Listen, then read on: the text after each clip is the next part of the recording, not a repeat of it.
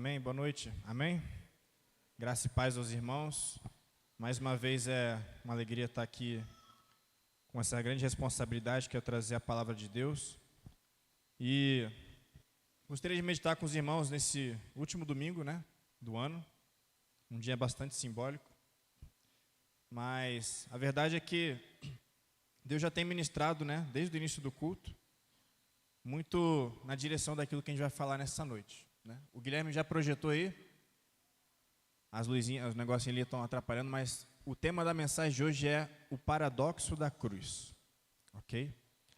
Antes da gente falar do tema de hoje, não podia deixar de citar o Natal. Eu ia pregar na semana passada sobre o Natal, mas acabei pegando um serviço, não pude estar falando, Mas é uma época muito boa, uma época muito gostosa. E eu estava meditando muito sobre o simbolismo, do Natal. A gente olha para o presépio, olha para toda aquela cena do nascimento de Jesus, e também vem um paradoxo para a gente, Um rei, um salvador, um Deus encarnado, nascendo num estábulo, uma manjedoura simples, onde os animais se alimentavam. Logo ele, que é o Criador de todas as coisas. Mas isso é um simbolismo muito pertinente para nós, porque Deus, embora seja Criador, grande, excelso, sublime, poderoso, Ele escolheu fazer morada também no local não muito adequado, assim como aquela manjedoura, que é o meu e é o seu coração. Quando a gente olha para dentro, nosso coração é esse estábulo ali, que a gente fica contemplando no presépio. Um lugar inadequado para um rei morar, para um rei nascer, Então medite, não deixe de meditar, se você não meditou no Natal, sobre esse simbolismo. E hoje eu queria falar sobre um outro paradoxo, que é o paradoxo da cruz. Antes eu queria cumprimentar aqui o irmão, é Carlinhos, Irmão Carlinhos, encontrei ele na academia ontem, malhando lá. Aí fui falar com ele, ele falou, estou colocando em prática lá a última pregação que você falou. Eu falei de saúde física, ele estava lá, ele e o filho dele lá, malhando, pesadão. É isso aí. Mas vamos lá então, vamos lá que eu tenho pouco tempo aqui, senão começa a me enrolar e o tempo acaba. Vamos abrir o nosso texto, Marcos capítulo 8, versículos 34 a 37, que a Liliane já citou aqui. Uma Bíblia grande dessa e ela falou o mesmo versículo que eu vou pregar. Absurdo. Diz assim, Marcos 8, 34. Então, convocando a multidão e juntamente os seus discípulos, Jesus lhes disse: se alguém quer vir após mim, negue a si mesmo, tome a sua cruz e siga-me. Pois quem quiser salvar a sua vida, a perderá. E quem perder a vida por minha causa e por causa do Evangelho, esse a salvará. Amém? Esse texto ele é emblemático na vida cristã, um paradoxo que nós temos o dever de compreender, entender o que Jesus estava falando aqui com a multidão. Nesse contexto, Jesus tinha acabado de repreender Pedro. Talvez vocês devam lembrar dessa passagem, Jesus já estava ali prestes a ser crucificado e ele começa a comentar do que ele havia de padecer. E aí Pedro, chama Jesus no canto e fala: Jesus, para de falar essas coisas, não, tá divagando, não tem nada a ver isso aí não, vai morrer, como assim? O Senhor é o Messias, o Salvador. E aí o que Jesus faz? Arreda de mim, Satanás, porque você não aspira às coisas que são do alto, mas as do mundo, as terrenas. E aí logo na sequência ele vem e dá esse ensinamento para a multidão. E o foco central de hoje é a gente falar sobre isso, sobre o simbolismo da cruz, que todo cristão deve tomar. E aqui ele está desafiando a gente. Ele está falando, olha, se você quer me seguir, tome a sua cruz. Jesus já tomou a cruz dele. Agora ele deixou um legado, deixou um exemplo que nós devemos seguir, que é tomar a nossa cruz. E vamos falar primeiramente sobre o que significa essa cruz, A cruz no Império Romano era um lugar de vergonha, é um lugar de humilhação, de desprezo, de morte. Mas foi exatamente ali na cruz onde Jesus conquistou vida e vida em abundância para nós. Esse é o primeiro paradoxo. A cruz é um lugar de morte, mas também é um lugar onde nós encontramos o quê? A vida. Então, o ato de tomar a cruz para o cristão significa eu, de forma consciente, de forma intencional, de forma potencializada pela graça de Deus, porque nós não temos essa capacidade de fazer isso de forma espontânea, natural. Mas eu, de forma consciente, intencional, eu renuncio às minhas vontades, eu renuncio àquilo que eu acho que é bom para mim, para obedecer a Deus. Por quê? Em prol de algo maior, algo transcendente, algo que vai além de mim mesmo. E esse ensinamento na fé cristã, ele é central, ele é muito importante, porque isso vai ser o fundamento para a nossa vida cotidiana, para a nossa vida diária. Jesus ele também vai falar o seguinte, olha, entrai pela porta que é estreita. E ele não fala só da porta, ele fala do caminho que também é apertado, também é estreito. Ele fala, vá por esse caminho, porque muitos vão pela porta que é larga, pelo caminho que é espaçoso. Só que esse caminho, ele conduz até o quê? A perdição. Então ele está nos alertando sobre como nós devemos viver a nossa vida nessa terra. E se nós entramos por essa porta, que é Cristo, a forma como nós vivemos deve refletir isso. Se você não tem tomado a sua cruz, se você não tem andado por esse caminho, talvez você não entrou pela porta que é estreita. E esse é o primeiro alerta que nós precisamos refletir acerca da nossa vida cristã. Mas por que a gente precisa meditar sobre esse assunto? Por que a gente precisa entender o que é esse tomar a cruz, o que é essa renúncia? Porque eu e você estamos imersos num contexto atual em que o homem, o ser humano, ele perdeu totalmente a capacidade de suportar dor e sofrimento. O ser humano perdeu totalmente a capacidade de passar por processos.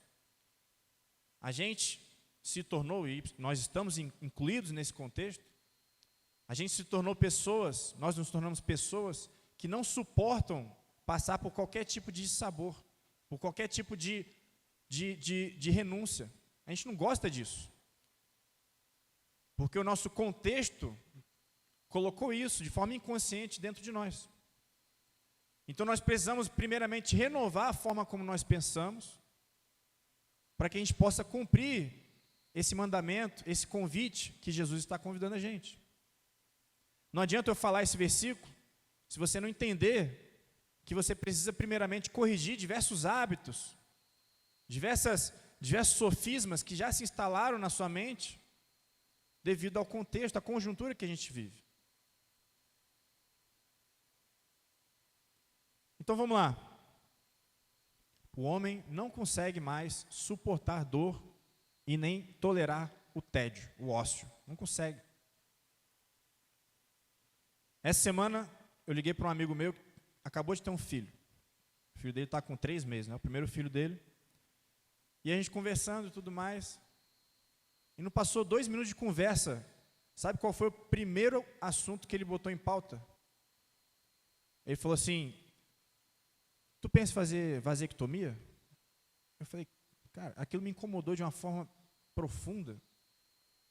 Não vou discutir esse assunto que é muito polêmico, né? Mas a questão é, como que um pai que está no primeiro filho, uns 3 meses, já está pensando sobre isso? Ele falou, não, eu conversei com os amigos sobre como é que é o procedimento, não sei o quê. Eu falei, cara, isso não é normal para um cristão pensar assim, dessa forma, logo de cara. Não é normal. Mas por que isso tem acontecido?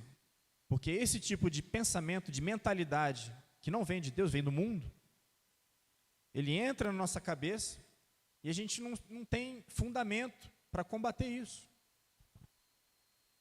Um outro exemplo, essa semana também veio um casal, uma família visitar a gente saiu para almoçar e chegou um amigo dele também, que é meu conhecido.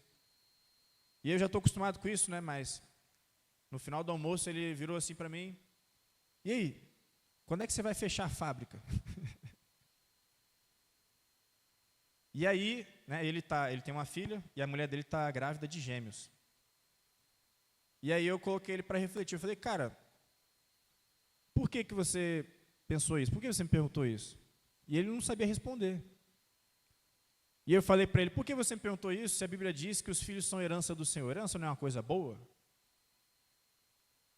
Só que o mundo ele condicionou a gente a pensar que os filhos eles são o quê? Um empecilho, são um problema. Então a gente não consegue mais renunciar para viver esse propósito que, aos olhos de Deus, ele é bom para a gente. Hoje, acho que foi o Phil, colocou lá no grupo dos presbíteros sobre o surto, né, de muçulmanos na Europa. A notícia lá é o 7º ano seguido que o nome mais comum, né, na Europa é Mohammed. O muçulmano, ele sabe muito bem o que ele está fazendo. Ele tem uma mentalidade apostólica. O cristão, no contexto que a gente vive hoje, no Brasil pelo menos, não tem essa mentalidade. Porque ele se deixou levar pela mentalidade o quê? Do mundo. A gente não pensa na nossa família como uma forma de trazer o quê? Vida para esse mundo caído.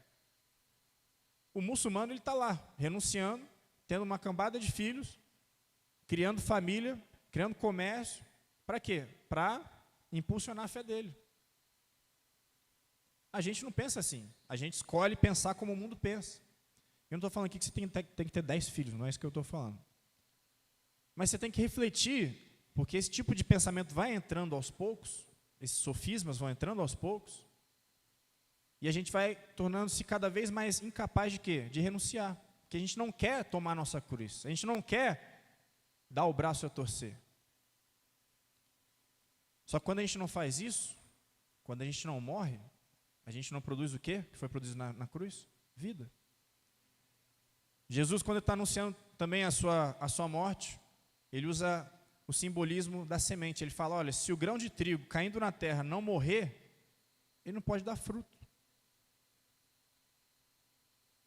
Então, tomar a cruz é eu entender que se eu não for capaz de renunciar às minhas convicções, às minhas paixões, às minhas vontades, para que Deus possa reinar por meio de mim, eu vou ser um cristão que não produz vida.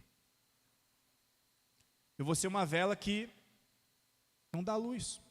Ora, a imagem da vela é um simbolismo claro. Jesus ele fala: vocês são sal da terra e luz do mundo. E ele fala: ó, ninguém coloca ali uma lâmpada, uma vela, debaixo da mesa. Ele bota onde? Um lugar que vai conseguir iluminar o todo. Só que para a vela iluminar, ela tem que fazer o quê? Ela tem que ser consumida. Ela vai se consumindo, para que ela possa gerar um fruto, algo produtivo para o todo. Então a cruz ela representa isso, e nós precisamos de forma consciente entender isso e aplicar isso na nossa vida. Um outro empecilho para que a gente não venha renunciar, não tomar a nossa cruz, é dessensibilização. A gente, diante dos nossos olhos, todos os dias vemos coisas que vão acostumando a gente com cenários em que a gente acha que é comum, por exemplo, né, a gente se abastar do jeito que a gente é hoje. Você sabia que no Brasil 50 milhões de pessoas não têm acesso a saneamento básico? Não tem um banheiro, não tem um lugar para fazer suas necessidades? Você sabia que tem muita gente que não tem acesso, né, a essa abundância de comida que a gente tem hoje? Não tem. Só que a gente não está ligado nessas realidades. E a gente começa a se desensibilizar, e a gente começa a se acostumar com essa abundância. Então, qualquer desconforto, qualquer coisa que traz um desconforto, um dissabor, se torna naturalmente algo ruim e a gente começa a rejeitar. Só que esse estilo de vida vai necessariamente implicar na nossa vida espiritual. Vai se tornar um reflexo na nossa vida espiritual. Vamos para alguns exemplos aqui. Eu tive uma experiência uma vez de ir numa missão chamada Cristolândia. Fica lá no Rio de Janeiro, na Cracolândia. Inclusive foi esse meu amigo que eu almocei que me levou lá. Cara, você entra ali, você vê um cenário de morte, de destruição, que te faz pensar sobre como são pequenos os nossos problemas. Você passa um dia lá, vai mudar muita coisa na sua mentalidade. Uma outra experiência que eu tive, eu fui num abrigo de crianças e jovens com problemas de síndrome de Down, de problemas psiquiátricos, que eram abandonados pelas suas famílias.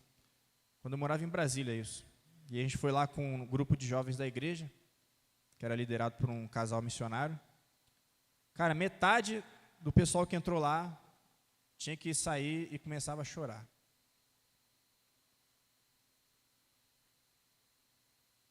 Hoje o pastor Edinaldo, ele me mandou no privado, né, uns vídeos e umas fotos lá da Missão Conectar. A gente mandou uma oferta lá para a Missão Conectar, aquela do pastor Edinaldo lá na África, né?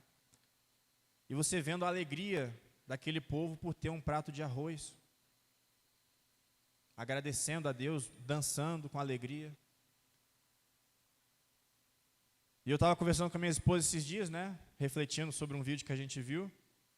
Às vezes a gente vai num restaurante, a gente pede uma carne, a gente fala assim, ó, eu quero ao ponto a carne.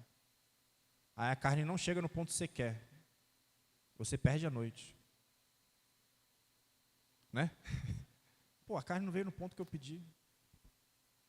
Então percebe como essas pequenas coisas, elas vão influenciando a nossa mentalidade e vai dificultando o nosso tomar a cruz. Então a gente precisa estar ligado nisso. 2017 a ONU falou que o mal do século era a depressão.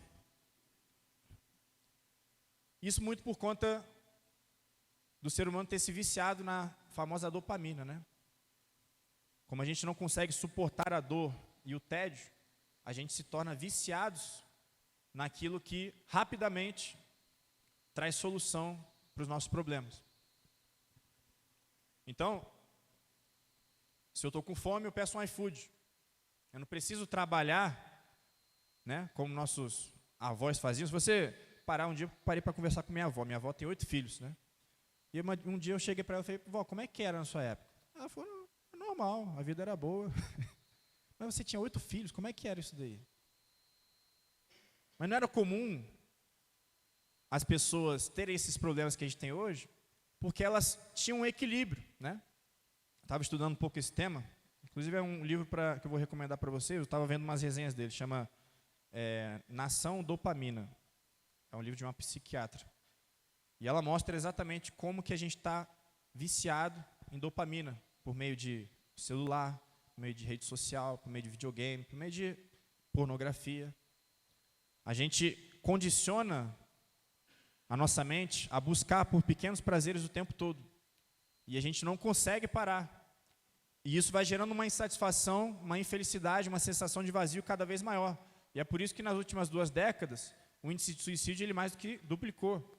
É por isso que a ansiedade e a depressão são o mal do século.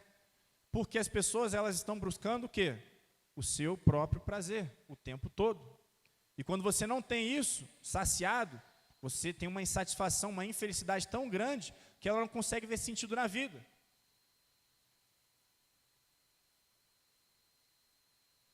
E no meio disso tudo, Jesus chega para a gente e fala, olha só, você tem que renunciar à sua vontade. Você tem que renunciar à sua vida se você quiser encontrar ela. E a gente está vivendo exatamente o que a gente leu aqui, ó. O mundo está procurando achar a vida em prazeres momentâneos e encontrando o quê? Cada vez mais morte. E Jesus ele fala para o cristão, olha, para você encontrar a vida, você tem que buscar a morte. Mas que morte é essa? É a sua morte todos os dias. No seu casamento, na sua criação de filhos, no seu trabalho. Para que a partir dessa morte, outros possam experimentar a vida. E quando eu entendo isso, renuncio e produzo vida, eu encontro o quê? Sentido para a vida. Eu encontro alegria não como o mundo dá, uma alegria momentânea. Eu encontro alegria que é fruto do Espírito. Porque a alegria, esse senso de felicidade, essa completude, essa plenitude, para o cristão, ela não vem das circunstâncias. Quer ver? Deixa eu te fazer uma pergunta complexa. Você acha que Paulo, com tudo que ele passava, era feliz? Só que a gente esquece disso. Paulo era bofetado, era perseguido, era maltratado, apanhava o tempo todo, viveu em situações totalmente, em prisões ali, sem dignidade nenhuma. Mas o cara estava lá, 100 por hora, escrevendo carta, cantando na prisão. Por quê? Porque ele encontrou esse segredo aqui que Jesus falou. Ele renunciou à vida dele e começou a produzir vida. Ele mortificou as vontades dele e começou a produzir vida para os outros. E nesse processo, ele encontra sentido para a vida dele. Um sentido que vem de Deus. E aí reside a plenitude. É por isso que a bem-aventurança na Bíblia vai estar sempre conectada à obediência. Deus ele não dá os mandamentos porque ele é um ditador. É porque ele sabe que se a gente obedecer e fizer a vontade dele, nós seremos felizes. Mas o ser feliz da Bíblia não é o que muito pregador prega, que é você ter um dinheiro no bolso. Não é essa prosperidade material simplesmente. Não é isso. É você encontrar sentido e felicidade no que Deus diz que é importante. Ontem tive uma experiência, que eu estava fazendo café. E aí eu chamei a minha... Quer dizer, a minha filha, a Mariana, ela se convidou para participar do processo de fazer o café, que elas gostam de cozinhar com a gente. Hoje elas fizeram um pão com a mãe delas. E aí a gente fazendo café e tal, ela adorando o processo. E aí no final ela falou, pai, deixa eu levar a garrafa de café para a mesa. Eu falei, claro, isso é importante, a gente tem que desenvolver autonomia nas crianças de 4 anos, ainda mais quando você tem 2, 3, 4 crianças, não dá para ficar fazendo tudo para as crianças, elas têm que desenvolver isso. E aí foi ela levando a garrafinha, quando estava chegando na mesa, caiu a garrafa, pum, quebrou. Aí a carne, na hora, tenta, aí aquietou, respira, ela aí sabe como é que é, E aí você pensa, e agora, o que eu faço? Ela está aprendendo. O aprendizado, para ele ser efetivo, ele tem que permitir o erro. Se eu não permitir o erro, a criança ela vai ficar o quê? Ela vai ficar bloqueada.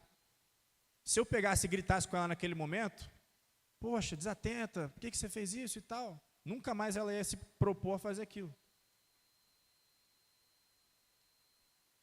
Mas o que eu quero trazer com esse exemplo? A gente não tem mais paciência com os nossos filhos justamente por isso. A gente não consegue nem tolerar o erro dos nossos filhos. Que dirá abrir mão do nosso tempo, abrir mão dos nossos direitos para abençoar alguém. Hoje em dia a criança chora, ela faz birra, ela faz uma desobediência, é muito mais fácil eu pegar o celular e dar na mão dela para ela parar de chorar. Por que a gente faz isso? Porque a gente não quer renunciar o nosso tempo, parar e ensinar. A gente não quer tomar nossa cruz. Porque quando a gente fala tomar a cruz, fica às vezes aquela ideia de que não, agora eu vou abandonar tudo e vou viver igual o João Batista, que a gente estava cantando aqui, a música sobre ele, Não é sobre isso, é nas pequenas coisas. É nas pequenas coisas você, de forma consciente, você morrer como um pai, como uma mãe para o seu filho, entendendo que você está gerando vida nele. É você morrer no seu casamento, entendendo que você está gerando vida no seu cônjuge, no seu marido, na sua mulher.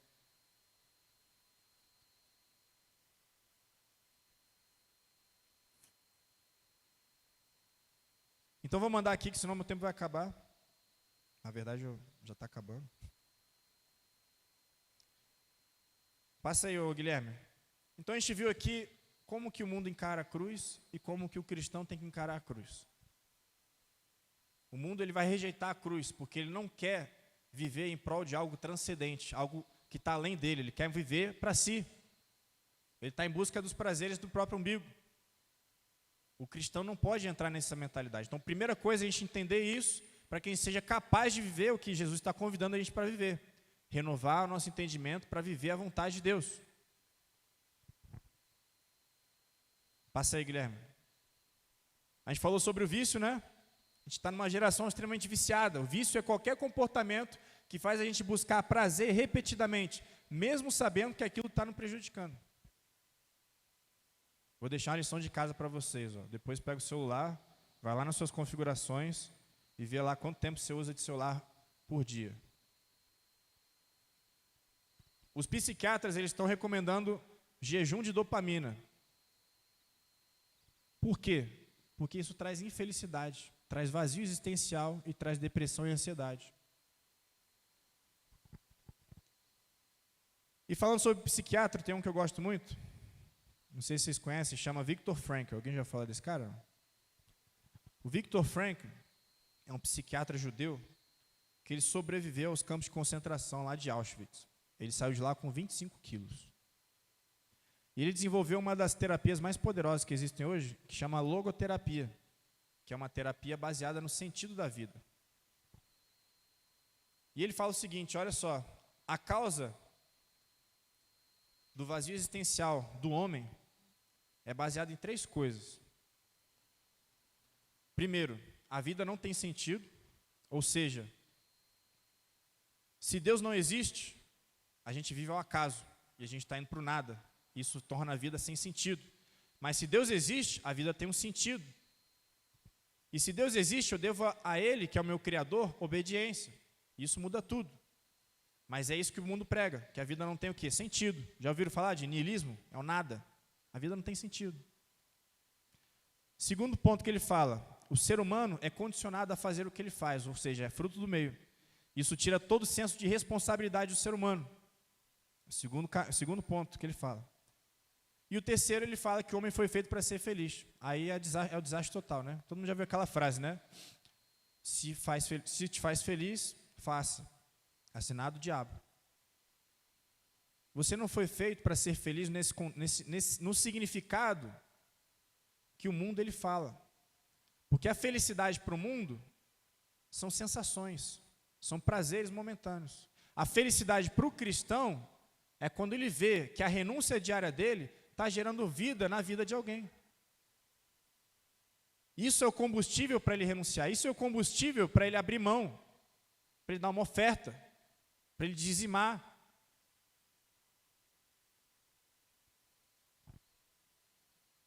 Então você vê que até a psiquiatria ela aponta para isso. Vamos correr aqui, passa aí, Guilherme. Eu vou falar aqui alguns pontos rápidos para a gente finalizar, que o tempo já está acabando. O primeiro ponto é esse.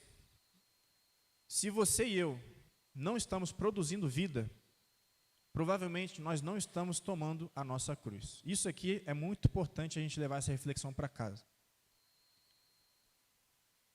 Porque nós vemos tempos onde as igrejas, elas não estão mais batizando. Já parou para perceber isso? Isso é sério, a gente não está mais batizando as pessoas. As pessoas estão trocando de igreja por gosto. Ah, não, essa igreja tem tal coisa, então eu vou para lá. Ah, não, agora eu vou para cá, agora eu vou para lá. Quem faz, né, o maior show conquista mais membros. E a gente não está mais produzindo vida, a gente não está mais trazendo pessoas para conhecerem o Evangelho. Qual foi a última vez que eu convidei alguém para vir para a igreja? Qual foi a última vez que eu abri mão do meu orgulho, da minha timidez, para chamar um irmão para vir para a igreja, para falar do amor de Deus para ele? Porque se eu não estou produzindo vida, significa que eu não estou morrendo. Se eu não estou iluminando, igual o simbolismo que eu dei aqui da lamparina, é porque eu não estou sendo o quê? Consumido. Se eu não estou gastando a minha vida, como a gente cantou aqui, alguém não está sendo abençoado. Isso é sério. A Bíblia diz que nós somos uma família, nós somos um corpo, né? Toda família ela é baseada em duas coisas, unidade e multiplicação. Uma família sadia é uma família que multiplica. Só você olhar para a igreja primitiva. Deus acrescentava todos os dias os que iam sendo salvos. Quando uma igreja não está sadia, ela pode estar cheia, como eu falei. Porque as pessoas vêm pelo que ela mostra. Mas ela está vazia de qualidade, está vazia de novos membros, de convertidos, porque ela não está gerando o quê? Vida. Então essa é a primeira reflexão. Passa para mim, por favor, Guilherme. Vamos ler rapidinho. 2 Coríntios 4, de 7 a 12, diz assim, olha só. Paulo diz: em tudo somos atribulados, versículo 8, porém não angustiados. Ficamos perplexos, porém não desanimados. É o paradoxo de Paulo, né? Como a gente estava falando. Somos perseguidos, porém não abandonados. Somos derrubados, porém não destruídos. Levamos sempre no corpo o morrer de Jesus, para que também a vida dele se manifeste em nosso corpo. Porque nós que vivemos, somos sempre entregues à morte, por causa de Jesus, para que também a vida de Jesus se manifeste em nossa carne mortal, de modo que em nós opera a morte, e em vocês opera a vida. Então, o primeiro sintoma para eu saber se eu estou tomando a minha cruz é esse. Se eu não estou operando vida na vida de alguém, provavelmente eu não estou tomando a minha cruz. Provavelmente eu estou sendo contaminado pela mentalidade do mundo e estou vivendo no automático. Só para pagar a conta, só para suprir as minhas necessidades, só para ter ali meu prazer, né, semanal. E a gente não pode entrar nessa vida automática. A gente tem que ser intencional. Tem que separar um tempo para abrir a porta da minha casa, para convidar alguém, para visitar alguém, para orar por alguém. Próximo ponto. Vou passar uns 5 minutos aí. Quando perdemos a perspectiva da eternidade, nos tornamos incapazes de morrer para nós mesmos e vivemos para Deus. Isso é outra coisa importante. Quando eu deixo de contemplar que eu não fui feito para esse mundo, quando eu deixo de contemplar a eternidade, quando eu deixo de entender que o meu destino é os céus, eu começo a viver para esse mundo aqui. Eu não estou falando que você não deva, né, atender seus compromissos, né, nada disso. Mas eu não posso viver como o mundo, que vive como se a vida fosse acabar amanhã e acabou. A gente não vai morrer e acabou. A gente tem toda uma vida eterna. Tem uma ilustração que eu gosto muito, que é o seguinte, ó. Imagina que esse fio todo aqui, ó, é a vida eterna. E a sua vida é esse ponto aqui, ó. O que você tem valorizado mais? Porque quando a gente perde isso de vista, quando a gente perde de vista o motivo pelo qual nós fomos criados, que é para a eternidade, a gente não consegue se santificar, a gente não consegue morrer para a gente todos os dias. 1 João ele fala isso. 1 João 3, versículo 1 a 3, diz o seguinte, olha só.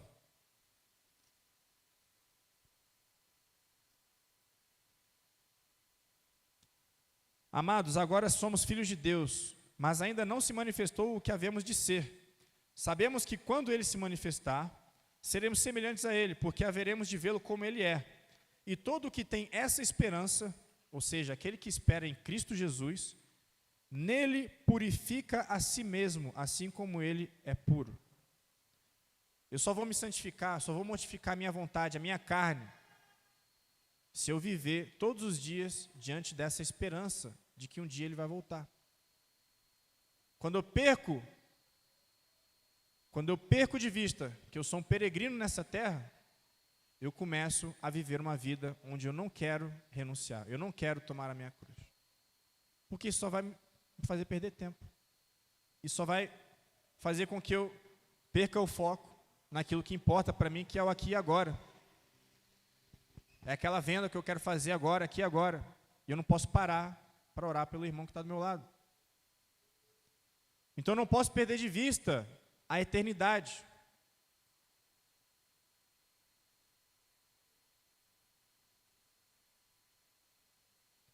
Passei, Guilherme.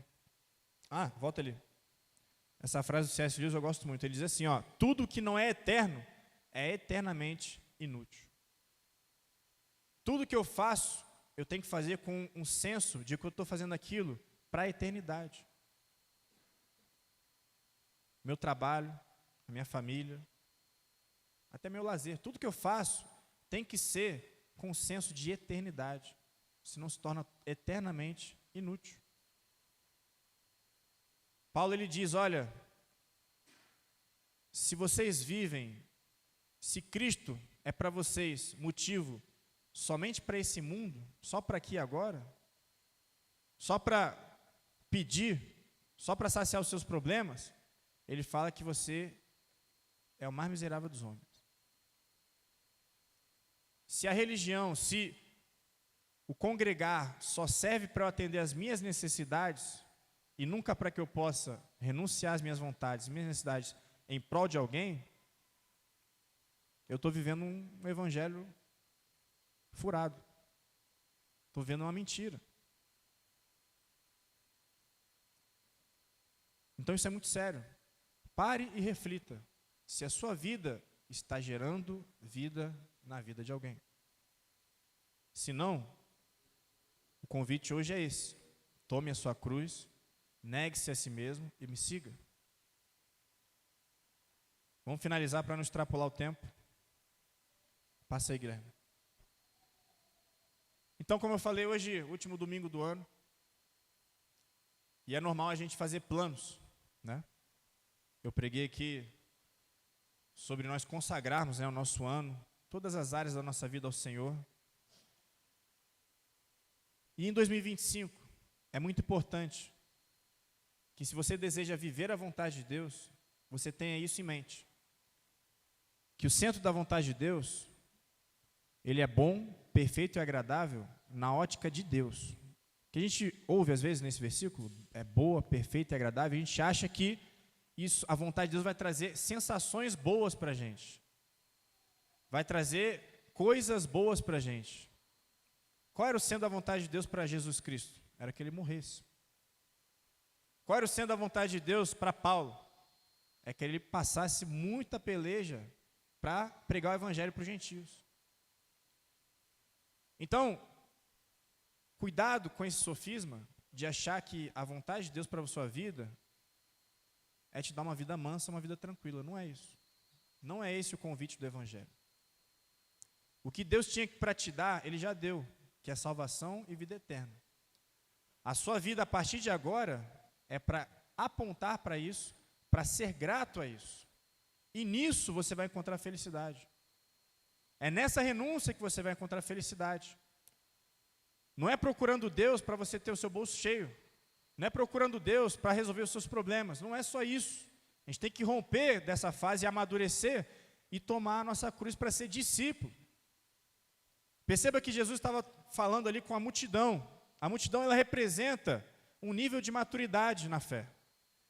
Ele estava fazendo um convite para a multidão. Multidão, olha só, se vocês querem sair dessa de só ficar me procurando para ver milagre, para comer pão, para comer peixe, faz o seguinte: tome a sua cruz, negue-se a si mesmo e me siga. Esse é o convite que Jesus está fazendo hoje aqui, para você que deseja ver o centro da vontade de Deus em 2025. Então entregue seus planos para o Senhor e pergunte o que Ele quer. Não saia fazendo planos e depois que der problema você vai lá, Deus, mas isso deu errado e tal. Não, consagra ao Senhor, né? Igual a gente falou aqui na última pregação. Mas tenha em mente isso. Não seja ingênuo de achar que buscar o centro da vontade de Deus vai te levar para um lugar tranquilo, né? Não é. O centro da vontade de Deus é um lugar de morte. Mas é uma morte que produz vida. E aí reside o sentido da nossa fé. Amém? Para finalizar, eu vou só ler esse texto aqui, que está lá em 2 Coríntios, capítulo 4, versículo 16 a 18. Paulo diz assim, por isso não desanimamos. Pelo contrário, mesmo que o nosso exterior se desgaste, se corrompa, o nosso ser interior se renova a cada dia. Porque a nossa leve e momentânea tribulação produz para nós um eterno peso de glória, acima de toda comparação. Amém? Se coloque de pé, vamos estar orando.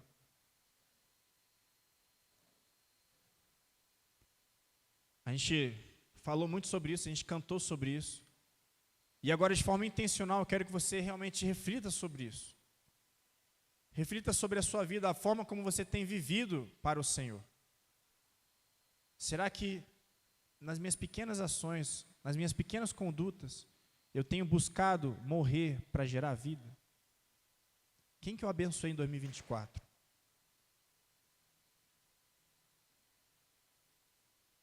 Por onde Jesus passava, as pessoas, simplesmente por encostar nas vestes, ficavam curadas. Os apóstolos, a mesma coisa. Isso traz uma ideia de como a vida do cristão deve ser. Onde o cristão chega, ele tem que trazer luz, ele tem que trazer vida, ele tem que trazer restauração, ele tem que trazer renovação. E se isso não está acontecendo, é porque a gente precisa morrer mais. É porque a gente precisa tomar a nossa cruz. Então, para esse ano de 2025, faça esse propósito com Deus. Deus, eu quero ser alguém que morre para gerar vida. Amém? Incline sua cabeça, põe a mão no seu coração e se ofereça a Deus como um sacrifício. Faça como Paulo, que falou para Timóteo: Timóteo, toma parte comigo no sofrimento de Cristo. Imagine agora Deus te chamando: ei Felipe, ei José, ei Mateus, toma parte nos meus sofrimentos. Você também pode produzir vida. Você também pode trazer restauração. Os seus filhos, a sua família podem ser uma fonte de restauração, de prosperidade para esse mundo. Mas se você não morrer, nada será produzido. Pai, nós queremos oferecer os nossos corpos, queremos oferecer o nosso intelecto, queremos oferecer as nossas mãos, tudo que nós somos a Ti, Pai. Não apenas aqui nesse culto, nessa noite, mas todos os dias, Pai. Queremos tomar a nossa cruz, queremos negar as nossas vontades, queremos suportar dor, sofrimento, para que o Teu reino venha, para que a Tua glória seja manifestada, Pai. Senhor, em nome de Jesus, toma as nossas vidas, Pai. Renova a nossa mente, não deixe a gente ser levado por essa mentalidade do mundo, Pai. Que nós possamos de forma voluntária, de forma intencional, nos lançarmos, Pai. Quebrarmos os nossos vasos, aquilo que temos de mais precioso, entregar a Ti, para que a Tua vida abunde em nós, para que a Tua vida superabunde em nós, para que a Tua vida transborde por meio de nós, Senhor. Nos livra de uma vida medíocre, nos livra de uma vida sem sentido, de uma vida focada em prazeres momentâneos. Nos liberta de todo vício, de toda distração, de tudo aquilo que nos tira do centro da Tua vontade, Pai. E nos fortalece, nos dá forças para viver o Teu querer todos os dias, Pai, até que o Senhor venha, Pai. Coloque em nós a visão da eternidade. Coloque em nós a alegria de sabermos que estamos indo Te encontrar, mas não nos deixe, ó Pai, esquecer que até lá nós temos um caminho estreito, nós temos um caminho pedregoso para andar, Pai, para que por meio das nossas feridas outros sejam sarados, outros encontrem, Pai, ao Senhor. Essa é a nossa oração, Pai, em nome de Jesus. Amém.